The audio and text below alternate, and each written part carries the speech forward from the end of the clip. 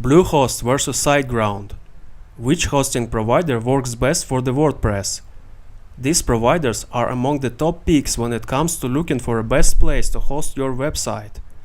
After more than 1 year of experience with each of them, I wanted to share the unbiased comparison to help you decide whether you want to go with SiteGround or maybe Bluehost works better for you. I would like to make a small remark regarding this video. It is based on a text version, which is available via the description down below.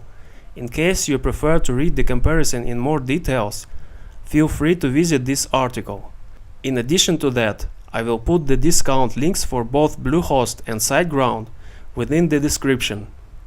First, I'd like to give a brief history behind both providers, and right after that, we will compare their features. Bluehost has been here for a while. This provider is more than 20 years old. Given their long history, you can expect certain level of quality. We all know Bluehost is a part of EIG company, and there's been some negative rumors about their quality. From my experience, I wouldn't recommend the iPage hosting, which is also owned by the EIG, but as for the Bluehost, they really never let me down. This provider demonstrated excellent speeds and uptime.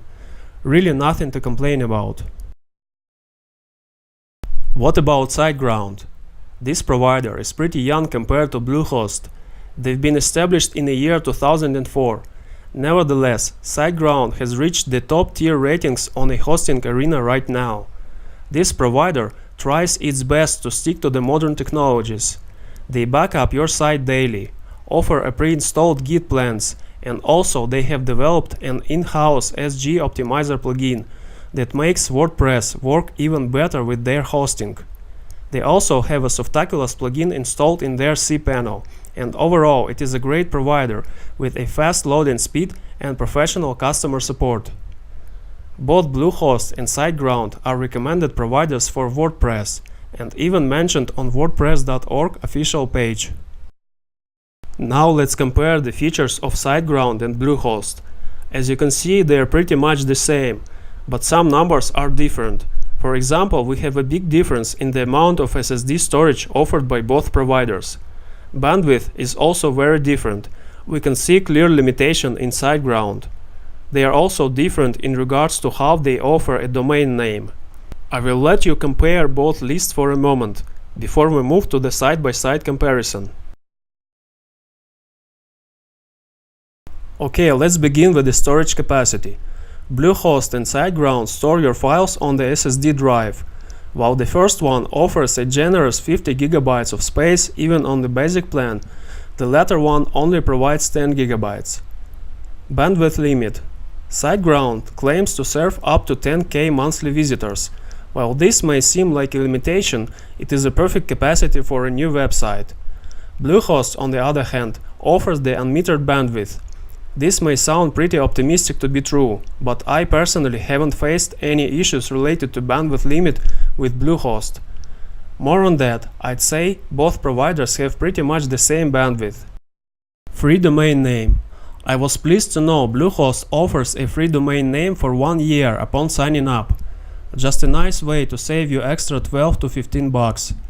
SiteGround doesn't offer a free domain name, so you will either have to use existing one or purchase a new domain name upon signing up. Site migration or site transfer. In case you are moving your site from some other provider, you might want to take advantage of site migration service. SiteGround wins here by offering a free site migration, though it is only available starting from Grow Big plan. Otherwise, you will have to do everything manually or by using site migration plugins. Bluehost doesn't offer a free site migration on any of its plans, so the plugin-based migration takes place here. But you can order a site transfer from them for an additional fee, about 140 bucks. I would not recommend spending that much money, so I will put the link with the tutorial on how to transfer your site into the description down below. Data center selection. Let's imagine your website visitors are mostly located in a specific region, so it is logical for you to host a site as close as possible to them to guarantee the fastest response time. Not every shared hosting provider gives you the ability to choose the location of the data center where your site's files are stored. SiteGround offers you the data center location selection upon signing up. As for the Bluehost, they don't offer this setting. One-click WordPress installation. Bluehost is a winner here. From my experience, it was so much easier to install WordPress from the dashboard of Bluehost compared to SiteGround. I just filled in a few form fields and clicked install. The process took about 2 minutes. SiteGround, in contrast, has a little bit more trickier WordPress installation, but of course, once you've installed it once, you will remember how to do it. It just takes a little bit more time to figure out the process. Overall, I must say, Bluehost feels more balanced. I like the simplicity of their user interface. They provide you with shortcuts to the most frequently used options in WordPress and cPanel in such a way that you have a quick access to those settings via your hosting account dashboard. In terms of speed, I'd say both providers are pretty much on par, but I noticed Bluehost jumping up a little bit when testing my sites with GTmetrix and Google Page Speed Insights. I recommend you testing your sites with those tools as well. Bluehost is more conservative web hosting, but I really like they offered me 50 GB of SSD storage compared to just 10 GB from SiteGround. On the other hand, I like the ability to choose the data center location in SiteGround. I also enjoyed their customer support, which is really professional. I like their strive to be a modern hosting provider. They have the amazing Softaculous plugin installed in their cPanel. They also offer plans with pre-installed Git and the SSH access to your account. To summarize, in my opinion, SiteGround is aimed more to advanced users, considering the amount of customization in the dashboard and learning curve. They offer a staging server feature, which is something not every user is aware of, and not many of us will be using it.